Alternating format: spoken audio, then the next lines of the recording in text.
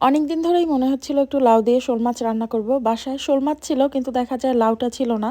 লাউ দিয়ে আমি আবার ডাল রান্না করেছিলাম, তখন শোল মাছ ছিল না। মানে একটা থাকলে দেখা যায় আরেকটা থাকে না, মানে যে কম্বিনেশনটা ওইটা হয় না।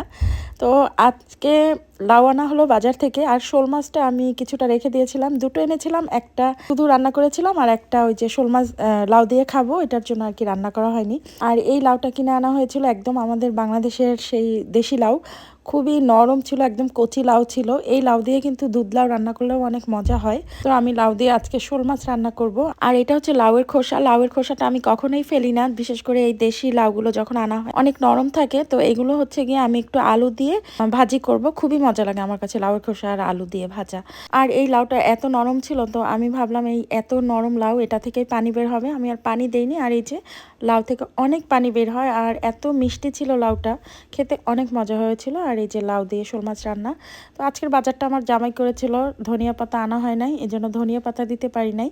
আর এইটা হচ্ছে গিয়ে বগুড়ার দই। এই দইয়ের উপরের এই যে সরটা, এটা আমার কাছে এত ভালো লাগে।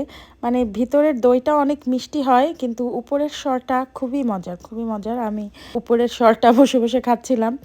আর এটা হচ্ছে গিয়ে আমার বাচ্চাদের জন্য, আমার ছেলের জন্য। ও তো দেখা যাবে লাউ দিয়ে শোল মাছ রান্না দেখলে আর ভাত খাবে না। তো এটা হচ্ছে ছেলে মেয়ের জন্য রান্না করেছি তেহারি। একদম খুব কম সময়ে রাঁধুনির তেহারি মশলা দিয়ে রান্না করে দিয়েছি। আর আজকে আমার কাজ ছিল, কাজ থেকে এসেই রান্না বান্না, তো অনেক টায়ার্ড। আর এই মরিচটার দাম প্রায় $4.5, $4.31। তেহারিতে একটু কাঁচামরিচ না দিলে ভালো লাগে না, তাই এই মরিচটা আনা হয়েছিল। আর তেহারির সাথে ছিল এই যে ডিম, পেঁয়াজ, লেবু আর কাঁচামরিচ। এই হলো আজকে রান্না।